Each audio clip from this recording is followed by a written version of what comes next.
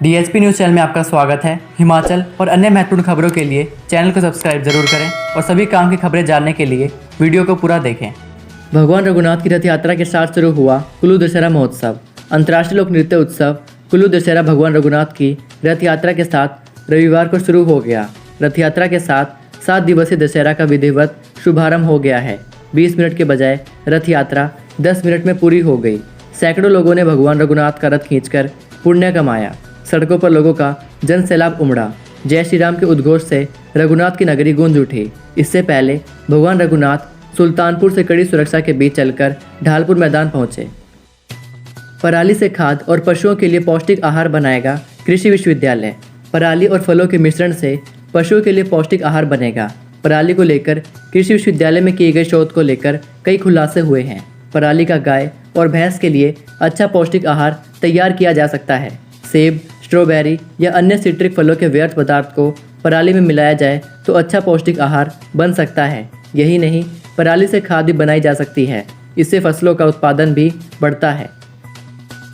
19,000 की रिश्वत लेते रंगे हाथ पकड़ा आईपीएच का एसडीओ। हिमाचल के कांगड़ा जिले में विजिलेंस टीम ने शनिवार देर रात जल शक्ति विभाग यानी आईपीएच के एक एसडीओ को 19,000 रुपये रिश्वत लेते हुए रंगे हाथ पकड़ा।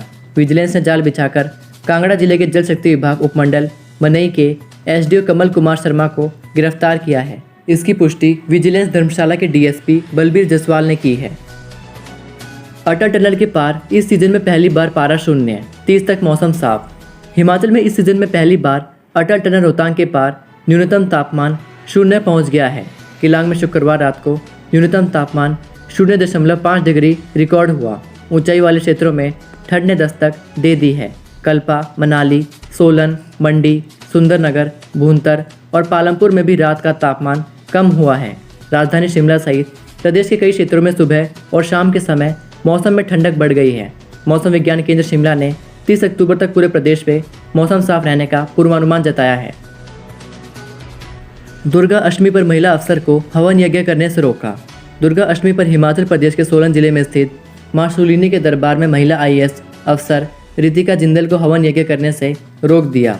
पंडितों ने तर्क दिया कि कोई भी महिला हवन में हिस्सा नहीं ले सकती। पंडितों ने यह पाठ उस महिला अधिकारी को पढ़ाया जो आईएएस है और कार्यकारी तहसीलदार होने के साथ मंदिर अधिकारी भी है। रितिका ने अष्टमी पर वहां मौजूद पंडितों को न केवल समानता का पाठ पढ़ाया बल्कि हवन में भाग भी लिया। एक और अष्टमी पर मंदिर में कन्याओं का पूजन किया जाता है। नारी के सम्मान के लिए बड़ी बड़ी बातें की जाती है, लेकिन शूलिनी मंदिर में हुई यह घटना बताती है कि आज भी समाज में महिलाओं को समानता की दृष्टि से नहीं देखा जाता है। पंचायती चुनाव ड्यूटी 12 किलोमीटर के दायरे में लगाने की तैयारी। हिमाचल पंचायती राज संस्थाओं के आगामी चुनाव में ब्लॉक के कर्मचारियों की ड्यूटी लगेगी। पंचायत चुनाव में कर्मचारियों की ड्यूटी 12 किलोमीटर के दायरे में लगाने की तैयारी है। इससे कर्मचारियों के आने जाने का समय और धन भी बचेगा।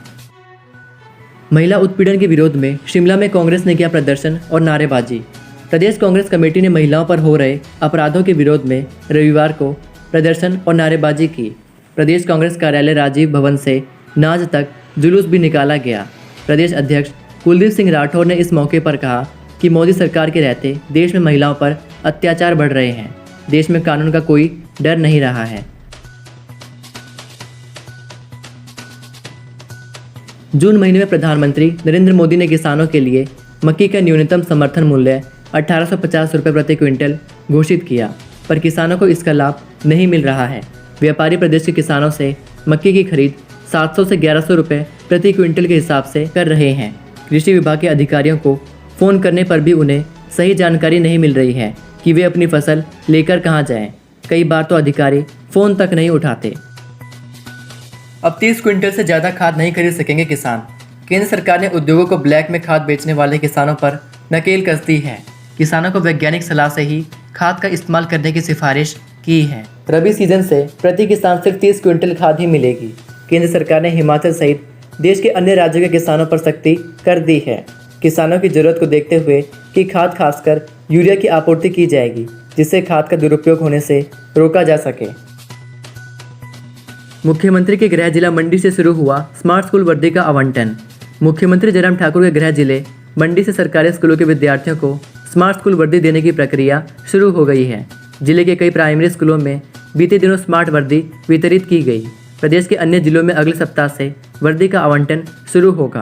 प्रारंभिक शिक्षा निदेशक शुभकरण सिंह ने बताया कि जांच के लिए भेजे गए वर्दी के सैंपलों की रिपोर्ट आते ही जिला उपनिदेशकों को आवंटन करने के निर्देश दिए हैं।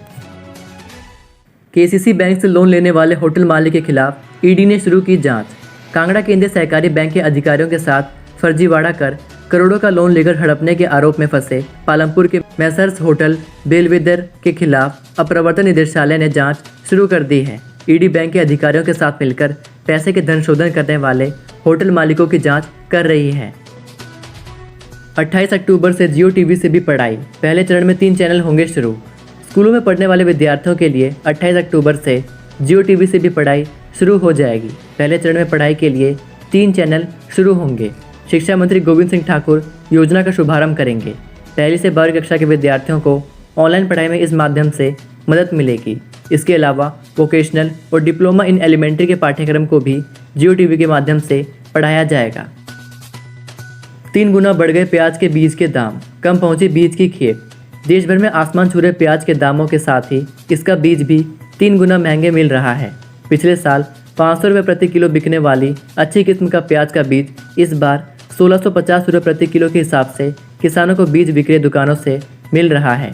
दूसरी ओर सरकारी विक्रय केंद्रों में भी प्याज के बीज मांग के अनुरूप नहीं पहुंचे हैं। इसके चलते किसानों को निजी दुकानों में महंगे दामों पर प्याज का बीज लेने के लिए मजबूर होना पड़ा है। बंद नहीं होगा जीएनएस कोर्स, 3 साल में मिलेगा नर्स बनने का मौका। भारत सरकार के स्वास्थ्य मंत्रालय ने देश और प्रदेश के विभिन्न नर्सिंग संस्थानों में चल रहे जीएनएस कोर्स को बंद न करने का निर्णय लिया है। भारतीय नर्सिंग परिषद ने 3 वर्षीय जीएनएस कोर्स को बंद करने का प्रस्ताव भारत सरकार को भेजा था।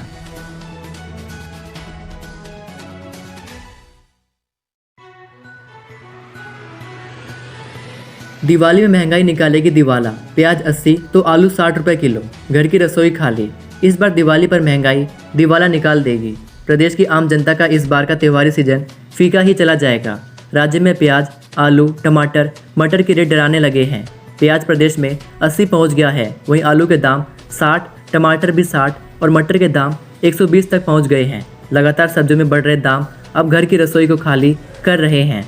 त्यौहार के नज़दीक आते आते इन रेट्स में और भी इजाफा हो सकता है। फिलहाल प्याज, टमाटर के बढ़ते इन दामों से खाद्य आपूर्ति विभाग ने भी हाथ खड़े कर दिए हैं। पूर्व सांसद सुशांत ने बनाई हमारी पार्टी हिमाचल पार्टी, तीसरे राजनीतिक विकल्प का दावा। 4 बार विधायक व 1 बार सांसद रहे पूर्व मंत्री डॉक्टर राजेंद्र सुशांत ने सूबे की सियासी तस्वीर बदलने को बड़ा कदम उठाया है। सुशांत ने हिमाचल प्रदेश के लोगों को जोड़ने के उद्देश्य से एक नए राजनीतिक दल का गठन किया है। इस क्षेत्रीय दल को हमारी पार्टी हिमाचल पार्टी नाम दिया गया है।